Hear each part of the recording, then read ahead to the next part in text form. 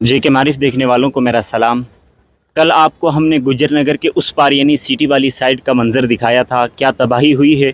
वहीं हम इस पार यानी विक्रम चौक वाली साइड मौजूद हैं और अभी हमारे साथ कांग्रेस के लीडर रमन बल्ला साहब मौजूद हैं, जिनसे जानने की कोशिश करेंगे। सर, आपने यहाँ का दौरा किया, हालात का जायज़ा लिया, लोगों की तबाही हुई है, बहुत सारा नुकसान हुआ है, तो इस नुकसान की भरपाई कैसे होगी, क्या कहेंगे आप? नुकसान तो काफ़ी ज़्यादा हुआ और मैं समझता हूँ कि कई जगह पे जाने बच गई। ऊपर वाले का यही शुक्राना हम करते हैं। फाइनेंशियली लॉस बड़ा हुआ। ये गरीब आदमी है, मेहनत करके मजदूरी करके जो कमाई होती है इनका, क्योंकि पानी का लेवल बढ़ा था। कई जगह पे 10-10 फुट पानी आया तो किचन का सारा सामान ही चला गया। हम उस चीज़ का एहसास करते हैं, लोगों के साथ हमदर्दी का इज़हार यहाँ पे करते हैं कि और यही मांग करते हैं कि फौरी तौर पे फाइनेंशियल जो अनाउंसमेंट पैकेज की वो होनी चाहिए। अब दिन आज थोड़ा सा मौसम ठीक है, जिसके घर में किचन का सामान चला गया, गैस सिलेंडर चले गए, गैस का चूल्हा चला गया, वॉशिंग मशीनें, कूलर, सोने के लिए बेड भी यहाँ पे देखा हमने, कई जगह पे बहते देखे। लोगों को इमीडिएटली रेवेन्यू एजेंसीज को टोन अप करने की ज़रूरत थी कि हमें तो यही प्रशासन से गुहार लगाएंगे। प्रशासन जो कर सकता था, जो उसके पास सुविधा थी उसने किया होगा, हम उसकी सराहना करते हैं, लेकिन बहुत ज़्यादा करने की ज़रूरत है, क्योंकि आफत जो है ये त्रासदी बहुत ज़्यादा बड़े पैमाने पे आई है। इसमें छोटे लेवल पे नहीं, इसमें बड़े पैकेज की अनाउंसमेंट की हमें उम्मीद है। लेकिन प्रधानमंत्री सोए रहते हैं। आज पीएम केयर फंड किसके लिए? अंबानी उठाने के लिए? ये गरीब बस्तियों के लिए पीएम केयर फंड की जरूरत थी। आते एक पैकेज देते, किसी का नुकसान हो गया भरपाई कर दे, किसी का बंद टूट गया, किसी का मकान टूट गया, को उसका अल्टरनेटिव प्लेसेस में उनको रिहेबिलिटेट करने की ज़रूरत थी। आप देखो तभी के दोनों साइड में किनारे चले गए। अब ये नेचुरल ये डिज़ास्टर समझ लीजिए, लेकिन पुख्ता बंदोबस्त करने की ज़रूरत है। हमारी आज भी स्मार्ट सिटी की बातें करते हैं, 3-3 दिन की बिजली नहीं है और उससे पानी प्रभावित हो गया, कहाँ पे जाएंगे? और टैंकर लेने के लिए जाओ तो कौन सी सुविधा भाई, ऑनलाइन टैंकर करो, पेमेंट में टैंकर दो। आज की पोजीशन पे वो सारे रिव्यू करने चाहिए फैसले। टैंकर भी इमीडिएटली लोगों को भेजे। किसी लेन में टैंकर जा नहीं सकता, लेन छोटी है, 5 फीट की लेन होगी तो वहाँ पे लोग पानी के बगैर कैसे जिंदा रहेंगे? लेकिन फिर भी आप देखो जैसे भी हालात बने, हर एक साथी ने एक दूसरे के साथ कंधे के साथ कंधा मिला के काम में यहाँ पे है। यही भाईचारा, यही संस्कृति। लोगों के घरों में 5-5, 6-6 फीट मलबा घुसा है, वहाँ पर ना रहने के लिए जगह है, ना खाने के लिए कोई इंतज़ाम है। कई लोग कल से परसों से भूखे हैं और रहने के लिए उनके पास कोई बंदोबस्त नहीं है। यहाँ पे मैं समझता हूँ कि ये एडमिनिस्ट्रेशन की बहुत बड़ी नालायकी है। हम इसको जरूर आवाज उठाएंगे।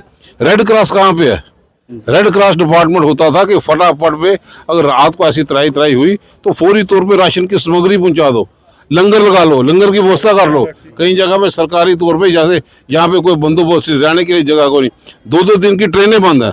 आप त्रिकुटा नगर की जगह जाओ, ट्रेन पे रेलवे स्टेशन के बाहर लाइनें लगी हैं, बच्चे बुजुर्ग वो फुटपाथ पे। तो बंदोबस्त करने में कहीं पे कताई यहाँ पे जरूर हुई है प्रशासन की, जो काम किया अच्छा हम उसकी सराहना करते हैं। लेकिन इस जो डिज़ास्टर यहाँ पे हुआ ये मैन मेड डिज़ास्टर भी है कि जब हम पहाड़ों के साथ छेड़छाड़ करें, कुदरत के निज़ाम के साथ छेड़छाड़ करें, तो उसी का नतीजा है कि यहाँ पे ऐसी चीज़ें यहाँ पे देखने को मिली हैं। तवी के बिल्कुल किनारे मकान भी बने हुए हैं, जब भी पानी आता है तो वहाँ पर ज़रूर बाढ़ आती है। तो इस बार कुछ ज़्यादा आ गया तो ये सबको दिखा है। हमने भी सरकारें यहाँ पे चलाई हैं। सीआरएफ का डिपार्टमेंट होता था कि टेम्पररी रिस्टोरेशन के लिए दूसरे दिन 24 घंटे के अंदर गाड़ियाँ देखी जाती थी। अभी तो मलबा उठाने में लगे हैं, तो ये कहाँ पे बन लगाएंगे, कहाँ से वो अभी तक? क्योंकि लोगों को कॉन्फिडेंस चाहिए जो तवी के किनारे पे यहाँ पे बैठे हैं। तो टेम्पररी रिस्टोरेशन करने के लिए वहाँ पे इन चीज़ों की ज़रूरत थी कि बन को बन जाए, प्रोटेक्शन कैसे बन जाए, टेम्पररी सही, बाद में कंक्रीट होगा, लेकिन लोगों की हिफाजत करने के लिए कदम तो उठाने चाहिए। वो कदम अभी दिखाई नहीं दे रहे। जो जहाँ तक रोड पहुँच रही है, गलियाँ पहुँच रही हैं, वहाँ तक तो नेता लोग आ रहे हैं, लेकिन बहुत सारे घर ऐसे हैं जहाँ कोई पहुँचा नहीं है। वो लोग अब भी गुहार लगा रहे हैं कि हमारे पास कोई नहीं आया, कोई पूछने वाला नहीं है। तो उन लोगों का क्या होगा सर? पूरे जम्मू शहर में जिसने भी जो भी हमारी व्यवस्था थी वो सारी चरमरासी गई।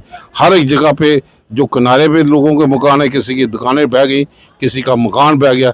इंटरनल बस्ती में इतना बड़ा इलाका, हर जगह इंसान कोशिश करता है पहुँचे, लेकिन हमारी एक क्योंकि कैडर बेस्ड ऑर्गेनाइजेशन है, हमारे लोग आभी लोगों के बीच में है, वो पूरी इतला कर देते हैं यहाँ पे, ताकि एक टास्क फोर्स बन जाए और पूरी असेसमेंट तो रेवेन्यू एजेंसीज करेगी ना।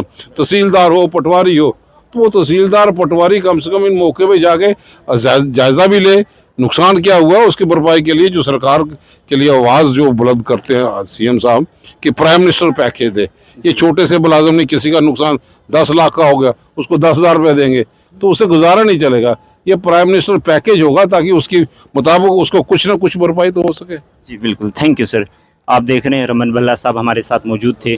तवी के इस पार जो लोगों का नुकसान हुआ है उसका जायज़ा लेने के लिए यहाँ पर आए हैं और इनका कहना है कि मजमूई तौर पर लोगों का बहुत बड़ा नुकसान हुआ है, उसके लिए पीएम पैकेज जारी होना चाहिए।